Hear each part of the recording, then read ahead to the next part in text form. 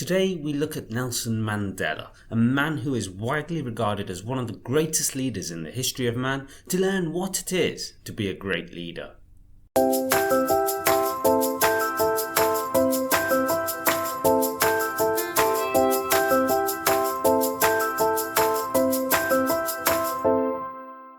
For many who strive to achieve results and success in life, becoming leaders in their life is a critical facet to achieving this. Today, I know a lot of people who might be considered to be in leadership roles, but they're terrible leaders. The truth is, these people aren't leaders and don't have the unique outlook in life to make a good leader. Why is this? Well, in addition to understanding what makes a great leader, we need to understand what makes poor leaders too. But what makes a great leader to begin with? Well, let's not look further than Nelson Mandela, one of the most important historical figures of the past century and widely regarded as a leader who brought the end to the apartheid in South Africa during the 1900s. He's revered throughout the world, symbolic of freedom, and a man whose words hold as much weight today as they did when he was alive. But what made him such a strong leader?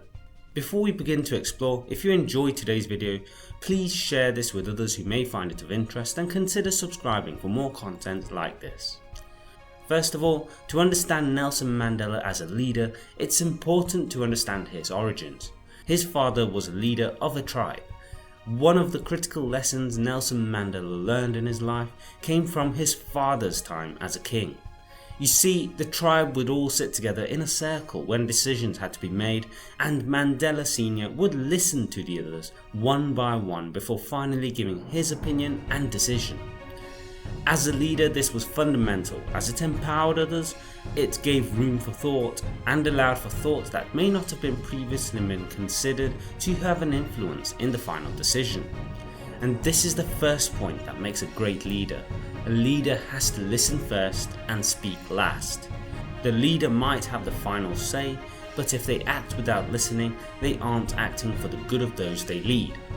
Nelson Mandela showed the same listening skills when he grew older himself.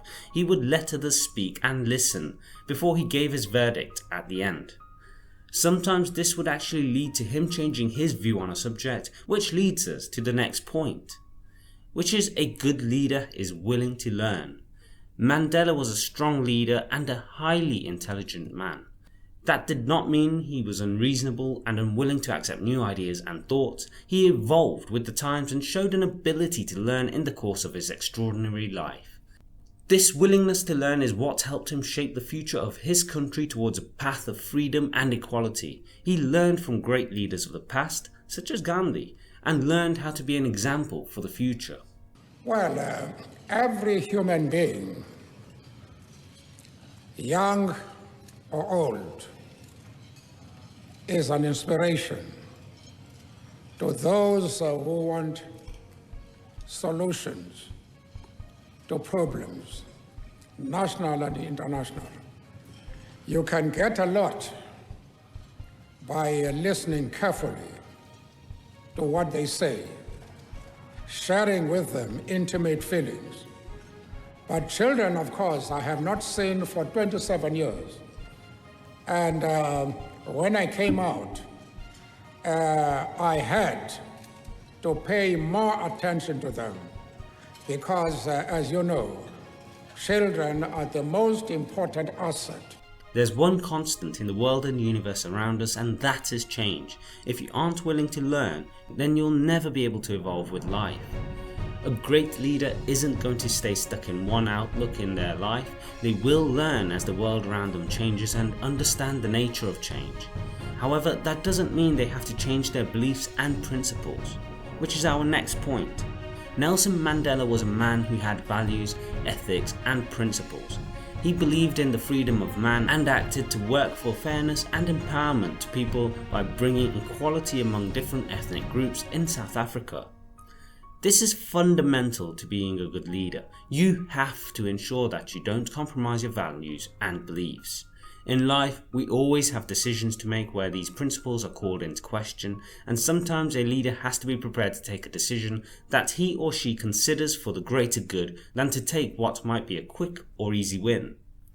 It might not always be popular, but by compromising ethics and values, people begin the first steps towards a downward spiral that will inevitably end in disaster.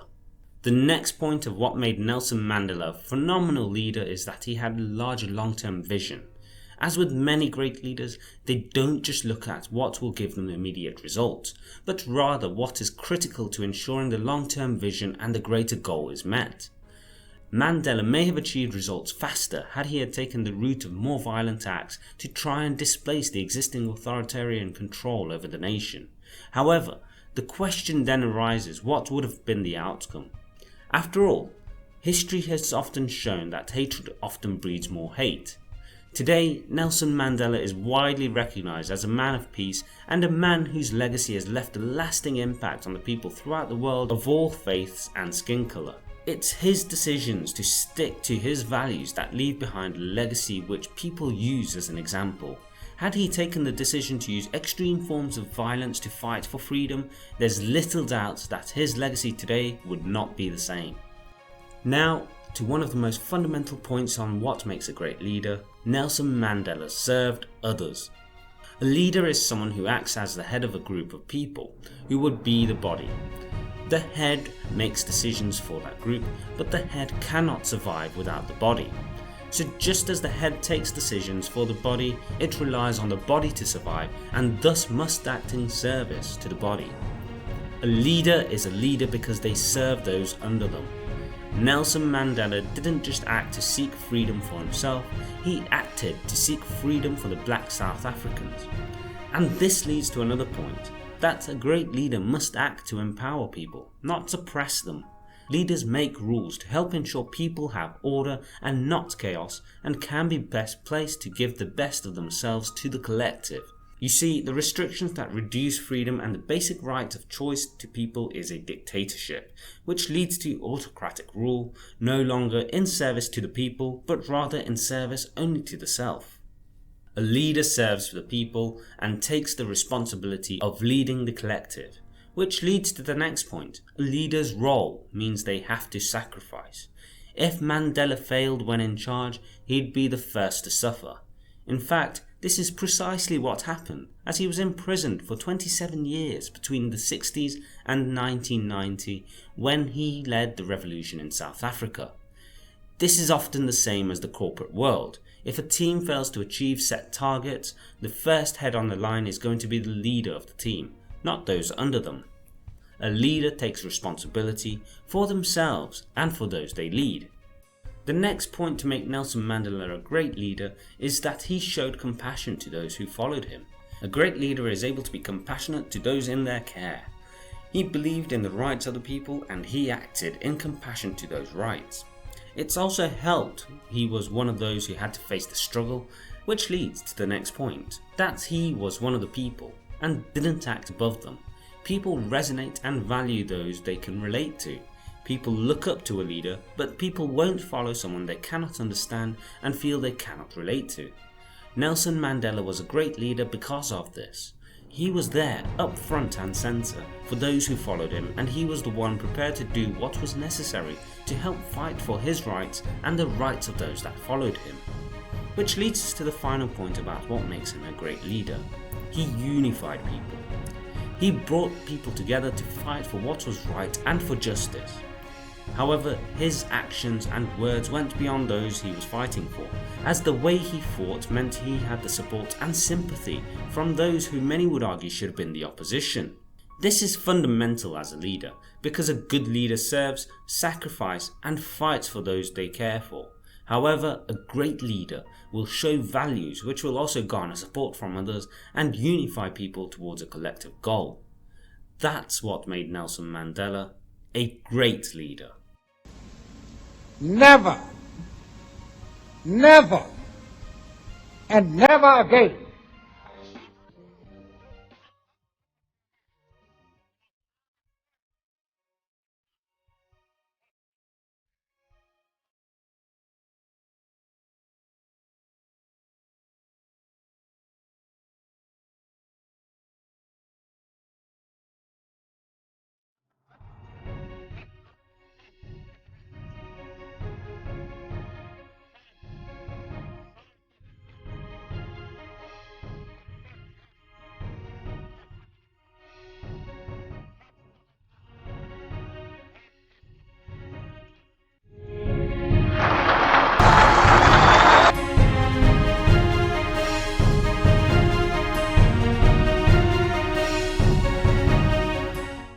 Thanks for watching. Have I missed any points in defining a great leader? If so, let me know in the comment section below. Also, if you enjoyed today's video, please share this with others and consider subscribing for more.